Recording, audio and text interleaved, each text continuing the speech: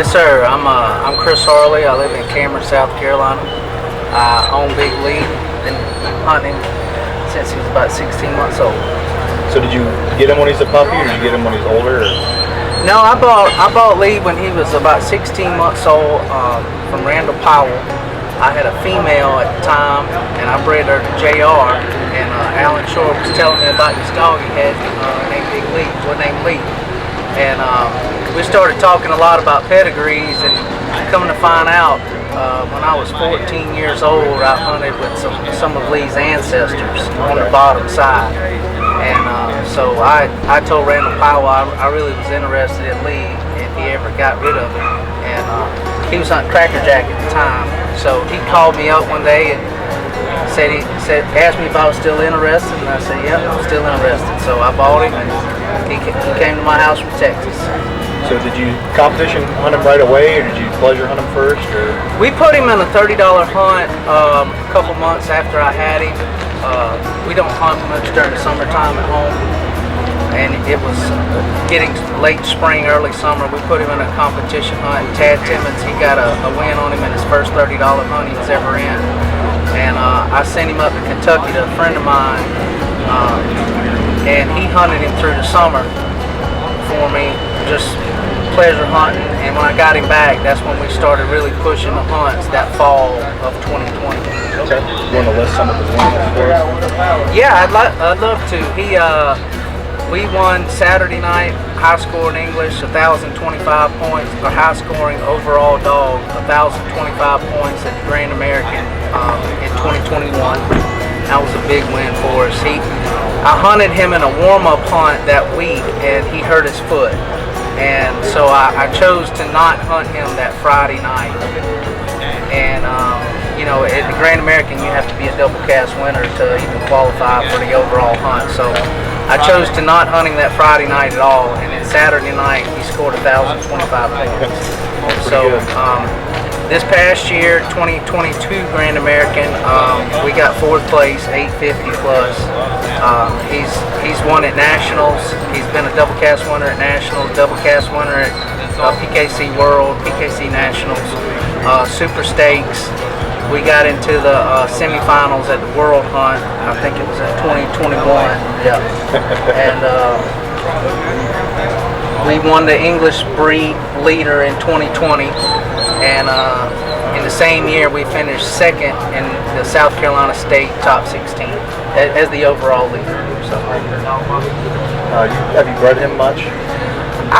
You know, when we were doing a lot of winning in 2020, he was 2-3 years old. A lot of people wanted to breed, and I started venturing out into the AI world. And I had some struggles there with some learning with myself, but we've started breeding him, live breeding him, and he's got some pups on the ground. Not a whole lot, but we're getting some good pups on the ground. Good. But pedigree wise, on his bottom side, I'll send you a picture.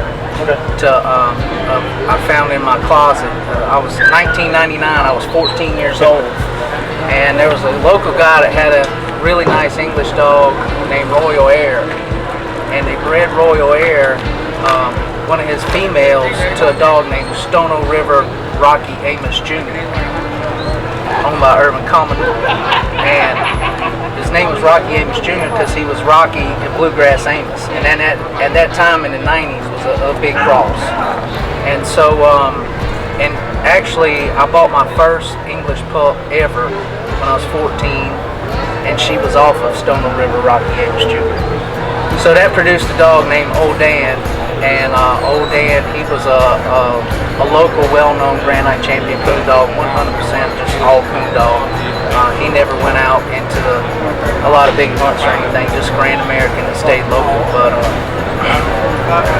So they bred a female off of him to Stonewall River Zeb, which was direct off of Briar Creek Zeb, and that produced Lee's mom, Caddy. So that's how I, trace back through his bottom side on his pedigree. So do you have any big hunts coming up with him, or?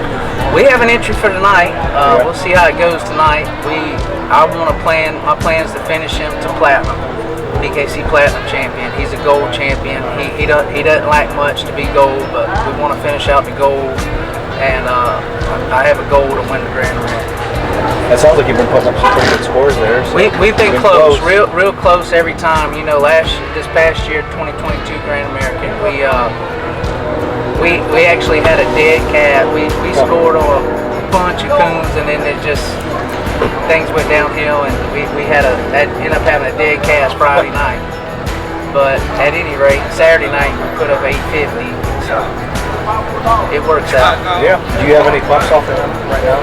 I do. There's I own a female on house with my cousin, Hissy Fit, and she's a pretty nice young dog. There's another nice local dog named Ruby. She's doing real good. We got a couple guys that's putting a lot of time into the pups, and that's what it takes. I think there's a guy, Chad Nay and Tucker Stein. They have a nice one they're pushing now. Lee Hatton has a nice one. It's just trying to get the right pups in the right people's hands and keep pushing them. So I have a litter off of the Dream female. She's in my truck, and they're about 4 months old. And I have big hopes for those pups. There's 4 in the litter, and I pretty much still have 3 of them. So hopefully continue to get some nice pups. Yeah. Have you always hunted just English dogs, or do you hunt? I've hunted Walker dogs also.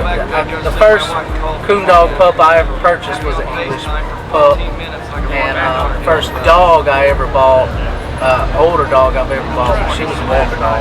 So Walker's an English. What breed are the English dogs? Well, it was just the first pup I'd ever had. The guy was making a run. I was young, 13, 14 years old, and the guy was going down to Urbans to get some pups, and I went. And it just so happened that a local guy, the guy who owned Royal Air, he was hunting English also, and then my cousin and I, we were hunting an awful lot with the dog named Hardwood Lightning. Lightning was a cross breed. Back then they were single registered, but he was a half walker. He was a Coma bred walker and a Royal Air bred English. So, and he's probably the dog that stands out of my mind when I was younger, as being a nice dog. So I was always drawn to English for that. I'd like to thank some people. I'd like to thank Tad Timmons, Jerry Hicks, Dylan Gray, Shane Wheat, Eric Emery, my parents, my wife, my kids. A lot of hunts we've been to that none of them are close to South Carolina, really. So it's been a lot of long travels, and my wife stays home with the kids, and my dad, he always rides with me. He gets in and goes with me, so all that's a big help. So it's been a long ride, and anybody else I missed, I appreciate all the help, hard work, helping us get where we are today.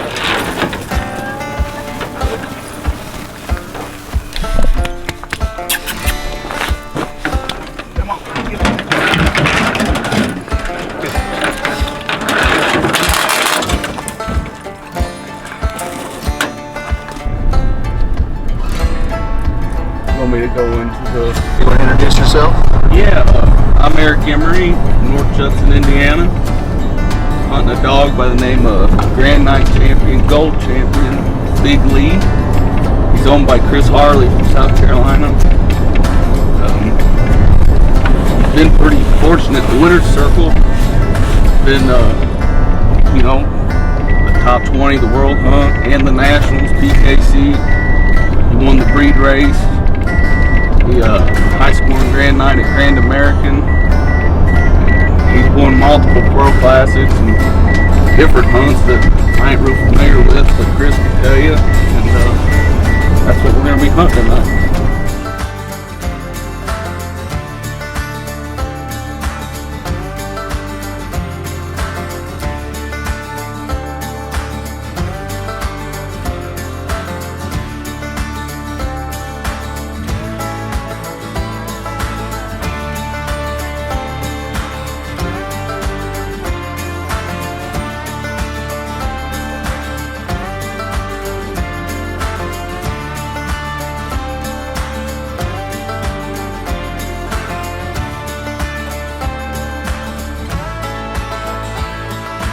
waiting on him to get struck in here. Do you want to tell me kind of how he hunts? He hunt pretty wide, kind of. Yeah. Lee will go hunt until he needs to tree a raccoon. A lot of things that I've seen with the JR line of dogs, and they could just be the ones I've hunted. I could be, there's so many of them. By himself, he's a little bit tight mouth. Don't say much on the ground, just kind of follows tree. Hunting with dogs, he opens, I say perfect, no more than what you want. So it's hard telling Big Lee. He might hit a track in there in a minute, or you might hear him fall a tree at 8/10. You just you never know. It's Lee's world, we're just living in it.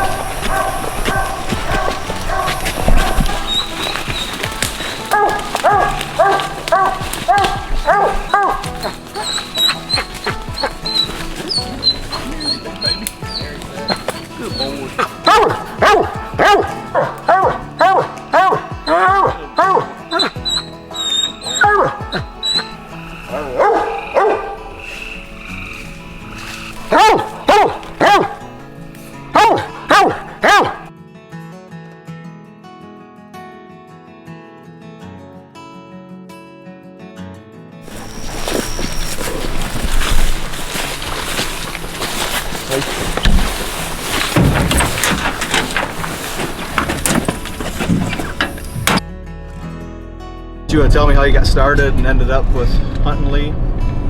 Well, as a kid, my uncles grew up. When we grew up, we all hunted English dogs. My Uncle John was the competition hunter, and he was in pretty tight with a pretty famous English guy that most people know by the name of Rory Cow. And my brother Steve and John were, they were thick as thieves, and I was always with my Uncle Monroe, who was the pleasure hunter. And John would grand them dogs out, because back then no one hunted really PKC around here. So once he granted them dogs, me and Monroe would take, the 6 and 7 year old grand nights, and we'd hunt them like these 2-year-olds, We didn't know no better.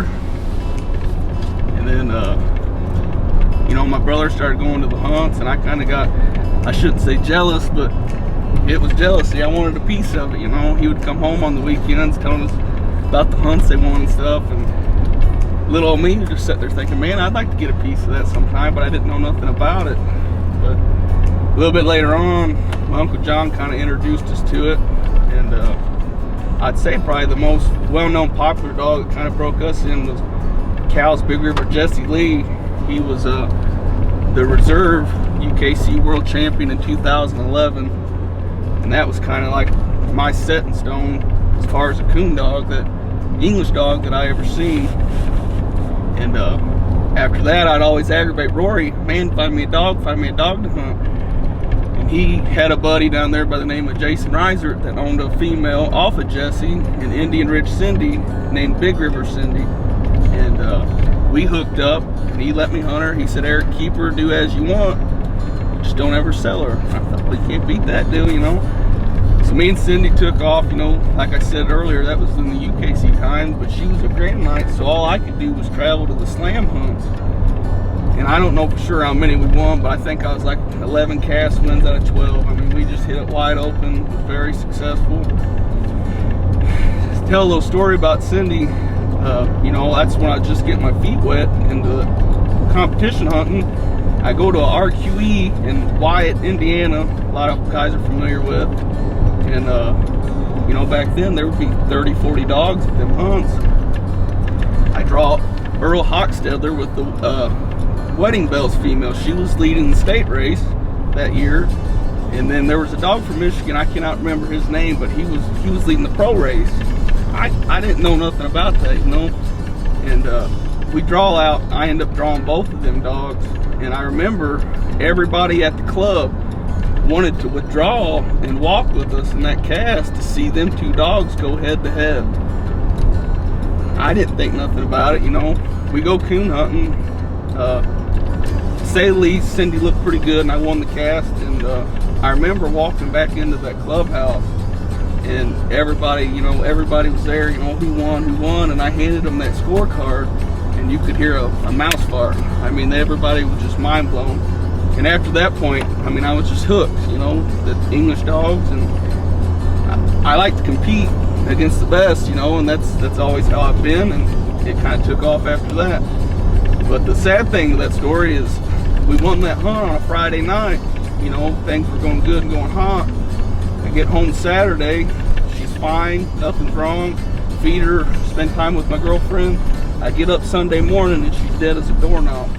Jeez. To answer what happened, I don't know, but after that, I mean, I was just devastated. I told myself I'd never get attached to a dog ever again because of that. I mean, it just hurt me that bad. So after that, I kind of started hunting for the public and, you know, help people out when I can, and that's where we went with that. So after she passed away, a man by the name of Jeff Hurt that owned Grand Night Champion Powerhouse Buck, we bred Cindy the buck, and I think Buck was probably 8, maybe 9-year-old, and he needed, I don't know, a couple $100 to make a silver champion. You know, back then that was before the pro classics and legacies and stuff. That was $54 at a time. And Jeff called me and said, hey, you want to try to make Buck a silver champion? I thought, yeah, you know, I'll try it. I ain't never hunted much PKC.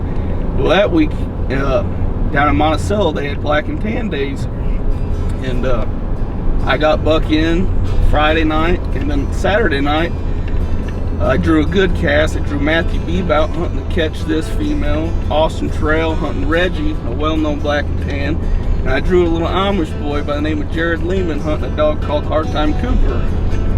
And you know, the cast went, I ended up winning the cast, but my brother Steve was with me, and I told him, I said, man, that Cooper dog is pretty nice. And we got to talking a little bit. I said, I'm gonna ask that boy if he'll sell him when we get back to the clubhouse. And he said, he'll never sell that dog. I said, well, it can't hurt to try. Well, we get back to the club, and I start talking to Jared, and he just kind of laughs at me. You know, that was his pride and joy. And we exchanged phone numbers and went on with that. And he contacts me probably around November. It was right around coon season. That's when I hunt quite a bit. And he says, hey, you know, we got some pups going. He said, would you like to take Cooper and hunt him for a little bit? You know, I'll pay you or whatever. And I said, yeah, that'd be fine. I get Cooper home and we start doing some tweaking and some training. And I mean, I'm not saying I trained the dog, but I mean, we got right. We'll just say that.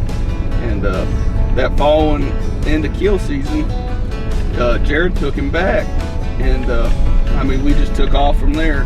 We won the breed race, got second in state race, got a truck ticket. I think we finished third in the national pup race. I mean, stuff I didn't even know existed. I was just wanting to coon hunt, you know, and he was very successful with what we did. And you know, after we did all that winning with him, I kind of kept up with like the state race and stuff, you know, because I was always checking and seeing what was going on. And then the following year, I see a dog by the name of Big Lee that's winning the breed race. And I messaged Jared, you know, we get to talking about Lee a little bit. And I said, man, I'm gonna message that guy and just, you know, hey, congratulate him. Because I did it, you know, we ran the roads, we won that. It's rough. I mean, it's hard on your vehicles, hard on your family, your work life, everything. So I get a hold of Chris, you know, we never really said anything in stone, but we just, you know, kind of chat back and forth. I'm like, you know, hey, congratulations, good luck next week, pups are looking good, and never went any really farther than that. So this spring, it would have been, Chris gets a hold of me. He says, hey, you know, my kids are playing ball, we're busy at work. He said, I know you don't hunt much in the summer, but what do you think about taking Lee up there and try breeding some female? I said, buddy, that wouldn't be a problem. You know, like I said, where I don't hunt much in the summer, I'm still a coon hunter. I love to talk to people. If you want to call me every night, talk about pups for 2 hours, do it. I mean, that's part of it. So we got to breeding some females. We've been fortunate, and we've been hunting them a little bit. Not really going to many hunts right now. I just, with my work schedule and everything going on, it ain't the right timing. But we hope to breed some females, and hopefully this video helps some of the other English guys see, you know, this is a pretty nice hound. And like I don't mean to show up on the walker, guys, but I mean, Jeff Rickless, one of the best handlers in the world. Kevin Cable, everybody knows that name. J.R. Gray, they all call me. They said, man, that's one of the nicest English dogs I've ever seen go. How do you like him? I said, buddy, you'll be all right. We're just gonna keep hunting. And it's an honor to get to hunt such a fine specimen of a hound that people know about from different breeds and just know the name. And hopefully with this video we can share it with others and have a good night of hunting.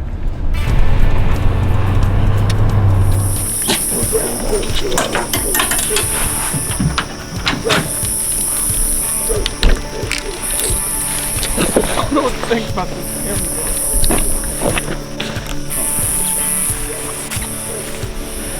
Turn him loose, he got pretty deep. He's just opening up now.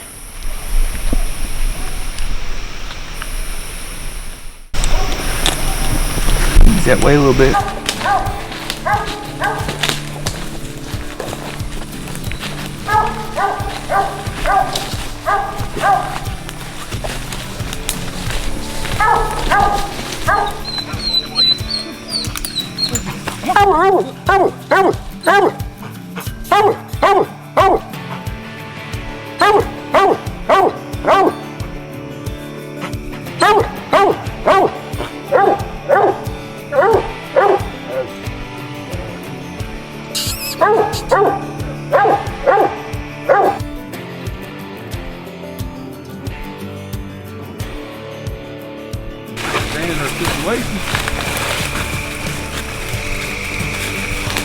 Cut him loose again in here, and there already been some people in here.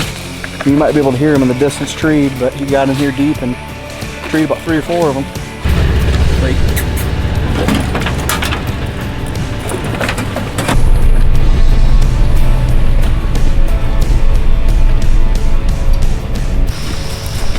You all right? We drove to a new spot. We checked to make sure no one else was here. We're gonna get turned loose here.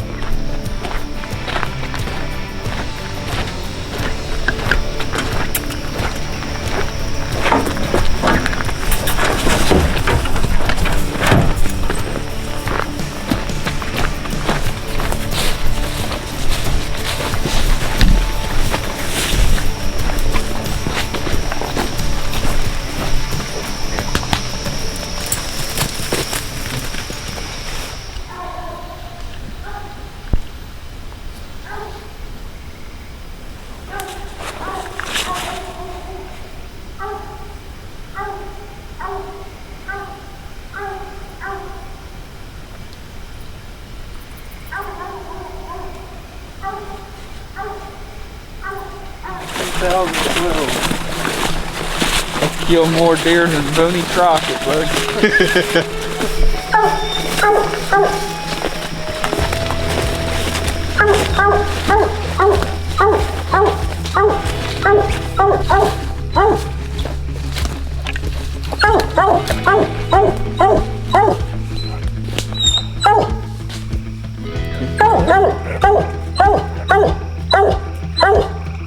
Good job, buddy.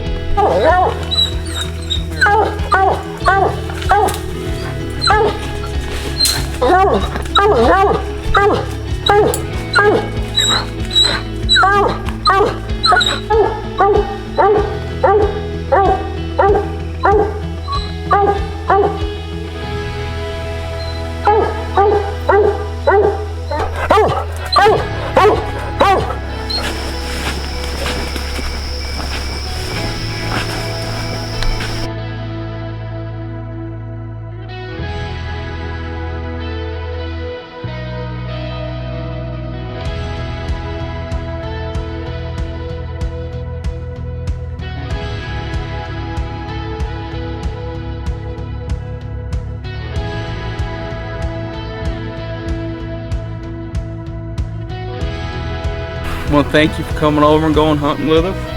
Yeah. Had a pretty good hunt. Lee looked all right. Hopefully the English guys that get an opportunity to watch this video see Lee's a pretty nice dog for being old, fat, and out of shape. He didn't look too bad. We had a heck of a time, and hopefully you can come back pretty soon and go hunting with us. Yeah. I'd like to give a shout out to a couple of people. You know, my uncles, Monroe and John, for getting me and my brother and a couple of my buddies into hunting. Without them, you know, none of this would be possible. Some of my hunting buddies, Jaden Lovins, you know, he's with us tonight. Steve Emery, my brother, Adam Trusty, best friend I ever had, and Leonard Sayers. And there's a whole bunch more I could name, and probably mad at me for not, but hey, I got a bunch of friends. So, wanted to mention them, and also want to give a shout out to Kevin Cook and Ringtails and Pawtails. Whatever I need, he takes care of me, and he offered me a job opportunity. I think we're going to get together and work out some numbers, and hopefully we can get some things rolling and get in business. So if you guys need any hunting equipment or anything we can help you with, contact me or Kevin, and we'll try to help you best we can.